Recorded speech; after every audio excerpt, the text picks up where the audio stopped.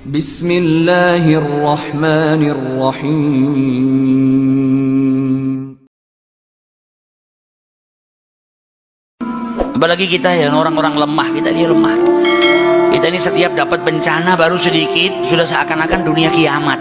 Ngeluhnya luar biasa. Padahal Nabi kita Rasul Shallallahu Alaihi Wasallam dari mulai kecil sudah diberi ujian oleh Allah Subhanahu Wa Taala. Ujian yang berat yang mungkin kita yang hadir di sini nggak pernah mengalami ujian yang pernah dialami sama Rasulullah waktu masih kecil, bukan sudah dewasa. Kalau ujian waktu beliau dewasa jadi seorang Rasul, ujian ketika beliau berdakwah lebih berat.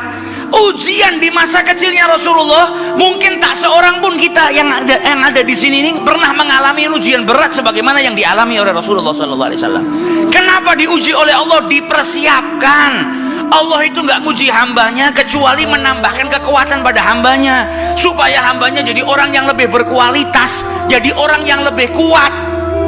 Dan Nabi pun dididik oleh Allah Subhanahu Wa Taala dengan sebaik-baik pendidikan. Adabani Rabbi fa ahsana ta'dib. Sebaik-baik pendidikan yang Allah berikan kepada Rasul Sallallahu Alaihi Wasallam. Bayangkan lahir ke muka bumi ini nggak punya ayah. Insya Allah kita yang di sini semua lahir pernah ngalamin punya ayah, pernah cium tangannya ayah, pernah manggil ayah kita dengan sebutan ayah. Kita pernah dengar ayah kita manggil kita anakku, bunayya, waladi, ibni, putraku. Nabi Muhammad gak pernah dengarkan itu. Kata ulama, yatim yang paling dahsyat, penderitaan bagi seorang yatim yang paling dahsyat adalah ketika lahir ayahnya sudah gak ada. Kalau yatim setelah dia lahir dia sudah pernah dapetin ayahnya, pernah manggil ayah, atau pernah dipanggil wahai anakku, atau pernah dicium oleh ayahnya, atau pernah mencium aroma daripada ayahnya, ada kenangan.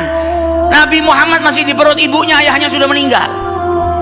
Abdullah bin Abdul Muttalib sedang melakukan perjalanan pergi ke Syam untuk berdagang. Pulang dari Syam mampir ke keluarganya. Ibunya Abdullah bin Abdul Muttalib itu orang Madinah, dari Bani Najjar. Nabi Muhammad ini punya ayah, ayahnya ibunya orang Madinah. Jadi paman-pamannya Abdullah ini ada di Madinah. Ini tertibnya Allah. Makanya Nabi Muhammad kemudian hijrah ke Madinah, kembali ke keluarga, bertempat tinggal di keluarga ayahnya di Madinah. Pulang dari Syam mampir ke Madinah, silaturahmi dengan keluarganya, dengan keluarga ibunya, paman-pamannya dari ibunya. Dan akhirnya beliau meninggal di sana. Sampailah kabar ke Mekah Mukarramah kalau Abdullah sudah meninggal. Nabi Muhammad masih di perut ibunya. Nabi lahir nggak pernah punya ayah, nggak pernah berjumpa dengan ayahnya, nggak pernah manggil ayah, nggak pernah dipanggil oleh seseorang dengan ya bunayya seperti kita semua dengar kalau ayah kita manggil anakku, putraku. Nabi nggak ngalamin masa itu. Lahir kecil sudah dikejar sama orang Yahudi mau dibunuh karena orang Yahudi mendengar tentang kenabian di akhir zaman. Dipindahkan sama kakeknya, disusuin oleh Halimatus Sa'diyah. Ketika usianya 6 tahun dijemput sama ibunya Siti Aminah, dibawa ke Madinah untuk bersilaturahmi dengan keluarga ayahnya dan juga berziarah ke makam ayahnya supaya tahu, nak, ayahmu punya keluarga di Madinah, supaya kenal dengan keluarganya. Ini pelajaran penting juga buat kita. Terkadang kita punya paman, punya bibi, punya keluarga, nggak pernah kita silaturahmi. Nabi Muhammad dari kecil sama ibunya dibawa, diperkenalkan dengan saudara-saudara ayahnya yang ada di Madinah. Aminah bawa Rasulullah perjalanan 500 km dari Mekah ke Madinah, hanya bertiga. Seorang janda yaitu ibunya Rasulullah SAW, Aminah, bawa anaknya yang usianya 6 tahun, Muhammad bin Abdullah, dan bawa salah satu pembantunya yang bernama Ummu Aiman. Perjalanan 500 km dilalui oleh Siti Aminah, bawa Rasulullah untuk apa? Silaturahmi dengan keluarganya. Sampai di Madinah diperkenalkan dengan keluarga ayahnya, silaturahmi dengan keluarga ayahnya, dan sempat berziarah atau ditunjukkan oleh Siti Aminah makam daripada ayahnya. Bayangkan seorang anak yang gak pernah berjumpa dengan ayahnya, lahir ke muka bumi ini dalam keadaan yatim, gak pernah berjumpa dengan ayahnya. Ketika ngelihat makam ayahnya, setelah itu pulang ke Mekah, maka setiap anak pasti di perjalanan yang ada di kepalanya siapa? Ayahnya. Karena baru pertama kali Berjumpa dan bukan berjumpa dengan ayahnya masih dalam keadaan hidup, tapi ayahnya sudah meninggal dunia. Jalan sama ibunya pulang ke Mekah, perjalanan baru 150 km. Di tengah jalan di sebuah desa yang bernama Abwa, ibunya sakit dan meninggal dunia. Kita di sini ada nggak yang ngalamin ujian seperti itu? Saat usia 6 tahun, lahir nggak punya bapak, 6 tahun baru jalan bareng sama ibunya. Tinggal di rumahnya Halimatus Sa'diyah lama, berpisah dengan ibunya lama. Baru perjumpaan dengan ibunya, kemudian keluar kota bareng dengan ibunya, dalam perasaan yang bahagia. Kebahagiaan itu bercampur dengan kesedihan ketika melihat makam ayahnya, teringat dengan ayah. Di Mekah dilihat anak-anak seusianya punya ayah semuanya. Maka setiap anak pasti punya kerinduan, ada kesedihan di hatinya Rasulullah. Baru jalan pulang, belum sampai di kota Mekah, di tengah-tengah jalan ibunya meninggal dunia, meninggal di pangkuannya Rasulullah SAW. Umur 6 tahun sudah dapat seperti itu. Kata Ummu Aiman, setiap aku gerakkan sebelum Aminah meninggal dunia, maka tangannya diangkat, dia mau memeluk putranya Muhammad SAW. Meninggal di pelukannya Rasulullah SAW. Dan ketika ibunya meninggal, Ummu Aiman ngelihat Rasulullah SAW sedih yang luar biasa. Beliau menangis karena di hari itu beliau berpisah dengan ibunya. Maka Ummu Aiman mengusap kepalanya Rasulullah sambil berkata, sabar wahai anakku, sabar, sabar. Didinginkan hatinya Rasulullah SAW. Maka Ummu Aiman berkata kepada Rasulullah, ya Muhammad, bantu aku untuk menggalikan kubur untuk ibumu. Anak usia 6 tahun lahir nggak ketemu dengan ayahnya. Saat itu dia berpisah dengan ibunya dan dia harus menggalikan kubur untuk ibunya sendiri. Maka digali kubur tersebut oleh anak yang usianya masih 6 tahun. Kuburan ibunya sendiri dia gali. Setelah digali, dimasukkan jenazah ibunya tercinta di situ. Setelah dimakamkan, kata Ummu Aiman, aku pegang tangan Muhammad dan aku ajak dia pulang ke Mekah. Maka ketika aku pegang tangannya, Muhammad berjalan sambil berkata, Ummi, Ummi, ibuku. Seakan mengatakan, jangan tinggalkan ibuku. Kita berangkat bersama, kenapa pulang harus berpisah? Anak usia 6 tahun. Sama Allah Subhanahu wa Ta'ala telah diberikan ujian yang luar biasa. Ujian yang tak lain untuk menambah kekuatan bagi Nabi besar Muhammad SAW. Nabi ini pegang amanah yang gak sembarang amanah. Allah gak akan memberikan amanah kecuali kepada orang yang kuat. Dari kecil dididik sama Allah supaya apa? Supaya kuat. Al-i'dad minallah, dipersiapkan untuk mengemban amanah yang besar, untuk berdakwah dengan tantangan yang luar biasa. Dari kecil sudah dipersiapkan sama Allah Subhanahu wa Ta'ala.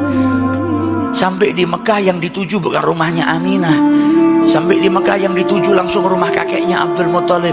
Sampai di rumah kakeknya, dia ketuk pintu rumah kakeknya, dibuka oleh kakeknya. Abdul Muthalib cuma ngelihat Muhammad dan Ummu Aiman. Maka Abdul Muthalib kakeknya bertanya, Aina ummak, mana ibumu, mana ibumu? Maka Rasulullah sambil menangis dan berkata, Ummi, Ummi, Ummi. Dan Ummu Aiman berkata, laqad matat, telah meninggal ibunya. Maka Abdul Muthalib pun menangis yang luar biasa, sedih ngelihat cucunya yang lahir tanpa seorang ayah, usianya baru 6 tahun sudah pisah dengan ibunya, ibunya meninggal. Maka dipeluk Rasul Shallallahu Alaihi Wasallam dan kakeknya berkata, anta bunayya, engkau anakku, jangan takut, engkau tidak sendiri, engkau ini anak saya. Dalam kisah yang pendek ini kita bisa dapat banyak pelajaran. Maka sejarahnya hidupnya Rasulullah SAW ini pelajaran penting buat kita. Nabi masih usia seperti itu sudah dapat ujian yang besar dari Allah Subhanahu wa Ta'ala, dan dia adalah kekasihnya Allah Subhanahu wa Ta'ala. Kita yang baru dikasih ujian sedikit sama Allah sudah meledak bagaikan kiamat, yang terkadang kita nggak sabar, bahkan kita terkadang masuk dalam kategori tidak terima dengan apa yang diberikan oleh Allah Subhanahu wa Ta'ala. Wa iyadzubillah. Maka itu pentingnya kita baca sejarah hidupnya Rasulullah SAW. Agar apa? Agar bertambah cinta kita. Kita sering dengar bagaimana pengorbanannya para sahabat untuk Rasulullah. Ada yang mati demi Rasulullah. Bahkan ada anak-anak yang usianya di bawah 15 tahun. Bukannya lari dari peperangan, tapi malah maksa ingin ikut perang bersama Rasulullah SAW. Ketika Rasulullah dihujani anak panah, ada yang berdiri di hadapannya Rasulullah menjadi tameng, rela tertusuk anak panah demi melindungi Rasulullah SAW. Apa yang membuat mereka seperti itu? Mahabbah. Kalau kita nggak punya cinta, kita nggak akan bisa berkorban untuk kekasih kita. Kalau kita nggak punya cinta, kita nggak bisa berkorban untuk Rasulullah Shallallahu Alaihi Wasallam. Bahkan para wanita pun di zaman Rasulullah Shallallahu Alaihi Wasallam pun sama berkorbannya, nggak kalah dengan orang laki-laki. Dalam suatu peperangan ada satu perempuan namanya Ummu Imarah. Ummu Imarah ini tahu musuh mau melukai Nabi Muhammad, maka dia datang, dia mengejar untuk melindungi Rasulullah Shallallahu Alaihi Wasallam sampai pundaknya ini disabet dengan pedang beberapa sabetan. Sampai beliau terjatuh, nggak mati, terjatuh. Dan ketika terjatuh dalam keadaan luka parah di punggungnya, anaknya lewat dan melihat ibunya dalam keadaan seperti itu. Maka anaknya mau bantu ibunya, kata ibunya apa? Pergi kau lindungi Rasulullah. Lebih penting kau lindungi Rasulullah daripada kau lindungi aku. Cinta yang seperti apa ini? Luar biasa. Si anak pun kemudian lari mendatangi Rasulullah SAW dan juga menjadi tameng bagi Rasulullah SAW. Sampai Rasulullah itu ketika terluka dan melihat Ummu Imarah dalam keadaan terluka berlumuran darah, ditanya oleh Rasulullah, kenapa engkau berbuat seperti ini? Apa yang bisa membuatmu bertahan sampai melindungi aku dan dirimu ini tersobek-sobek dengan sabetan pedang?